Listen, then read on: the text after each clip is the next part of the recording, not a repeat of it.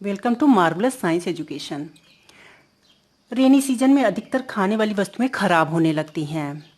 जैसे पीसे हुए मसाले आप रखेंगे, लाल मिर्च पाउडर है, पिसा मसाला है, या कुछ और भी चीज़ें देखें इस तरह से खाने वाली वस्तुएं आप रखते हैं तो देखते हैं कि वस्तुएं कुछ दिनों में खराब होने लगती, खाद्य पदार्थ खराब होने लगता है।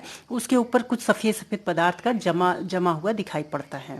इसी तरह चमड़े की वस्तुएं हैं, इसी तरह रोटी है, ब्रेड है, नींबू है, अचार है, या बहुत ढेर सारी इस तरह की चीज़ें हैं जो कि आप देखते हैं कि उस पर कुछ रुई जैसा एक पदार्थ दिखाई पड़ने लगता है। ये क्या है? ये जो अचार पे या रोटी हो गई, ब्रेड हो गया, नींबू हो गया, चमड़े की वस्तु हो गई, इनके ऊपर जो रुई जैसा कुछ पदार्थ दिखाई पड़ता है वो क्या है? वो मृत जीवी यानी सेप्रोफाइट्स होते हैं, उनको सेप्रोफाइट्स कहते हैं। ये इन्हें फंगाई बोला जाता है। ये देखने में तो ट्री लाइक यानी पेड़ जैसी, अगर आप पास से देखें तो पेड़ जैसी इनकी संरचनाएं होती हैं, और ये गुच्छे में, ग्रुप में रुई जैसा दिखाई पड़ते हैं। लेकिन अलग से उसका स्ट्रक्चर देखें तो ये ट्री जैसी संरचनाएं होती हैं। लेकिन ट्री जैसी संरचनाएं होने के बावजूद भी ये अपना फूड फॉर्मेशन नहीं कर पाते हैं, क्योंकि इनमें क्लोरोफिल नहीं पाया जाता है। ये अपना फूड जिस फूड मटेरियल पे होते हैं, भोज्य पदार्थ पे ये जाते हैं, या किसी भी मटेरियल, चमड़े की वस्तु पे जाते हैं, ये उनसे अपना फूड लेते हैं। ये फंगाई, इनका स्ट्रक्चर देखें, आकृति देखें तो ये कई तरह की संरचनाओं के होते हैं। कुछ तो पतले धागे जैसी संरचनाएं होती हैं, और इनके टिप पर पिन के हेड जैसा दिखाई पड़ता है। बॉल जैसी संरचनाएं बहुत छोटी छोटी होती हैं। ये इस तरह के फंगाई अधिकतर ब्रेड पे, रोटी पे, नींबू पे दिखाई पड़ते हैं। ये दिखाई पड़ते हैं।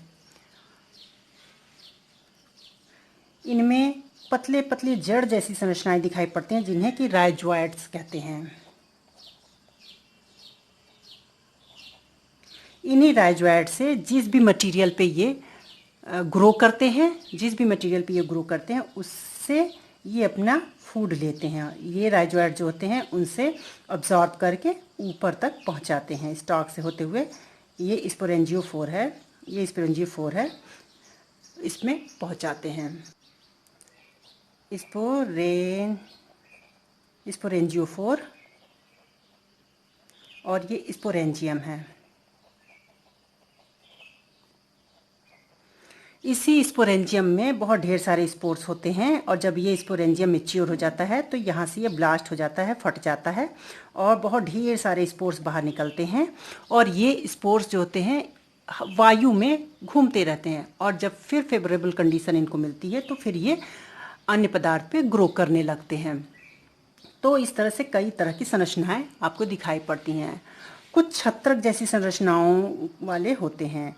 आपने अपने आसपास इस तरह की संरचना के भी देखे होंगे। सड़ी गली वस्तुओं पे, लकड़ी पे इस तरह की संरचना के देखे होंगे। इसको छत्रक या मशरूम बोलते हैं। इनमें भी राइजोइड्स पाए जाते हैं। कुछ पेड़ की छाल पे भी सफ़ेद सफ़ेद इस तरह का जमा हुआ पदार्थ दिखाई पड़ता है। ये फंजाई पाए जाते हैं। गोबर का टीला आपने देखा होगा, तो जो पुराना गोबर का टीला होता है उस पर कुछ इस तरह कप जैसी संरचनाएं दिखाई पड़ती हैं, इस तरह की। इन्हें पेजाइजा कहते हैं। ये गोबर पे पाए जाने वाले सेप्रोफाइट्स हैं, गोबर पे पाए जाने वाला फंगस है। ये आप देख रहे हैं, ये नींबू पे बहुत हल्का dot dot dot black colour का दिखाई पड़ रहा है, और ये छत्रक है।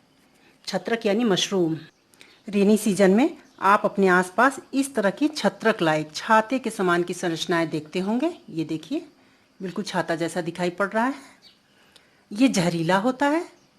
जो मशरूम मार्केट में बिकता है वो खाने योग्य होता है, उसको खाया जाता है, पिज़्ज़ा में डाल के या उसकी सब्जी बना के खाया जाता है। लेकिन ये मशरूम जो होता है ये जहरीला होता है, और आप लोग अपने आसपास रेनी सीजन में इसको देखते होंगे। इसमें भी राइजोइड्स होते हैं। ये देखिए, पतली पतली धागे जैसी संरचनाएं हैं। ये देखिए, ये धागे जैसी संरचना आपको दिखाई पड़ रही है, जड़ जैसी संरचना।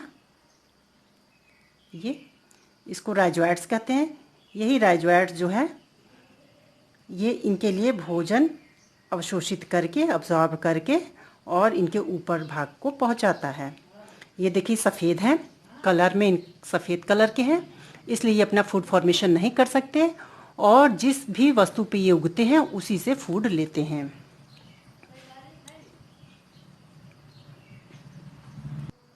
ये नींबू पे ग्रीन ग्रीन ग्रीन, थोड़ा ग्रीन और ब्लैकिश संरचनाएं दिखाई पड़ रही हैं। ये भी फंगस हैं। ये रेनी सीजन में ये भी उग जाते हैं। सो आई होप कि आपको सिप्रोफाइट्स के बारे में बहुत अच्छे से समझ में आ गया होगा। हमारे चैनल में आपको हर टॉपिक का प्रैक्टिकल भी करके दिखाया जाएगा। सो फ्रेंड्स, आप हमारे चैनल को लाइक करें, सब्सक्राइब करें और शेयर करें, जिससे ज़्यादा से ज़्यादा लोग इसका फ़ायदा उठा सकें, हर एक चीज़ का प्रैक्टिकल भी देख सकें। और कोई कमेंट हो तो आप कमेंट बॉक्स में ज़रूर लिखें, हमें अपने सुझाव भेजें कि इस चैनल को हम और अच्छे से कैसे आप तक पहुंचा सकते हैं। Thank you.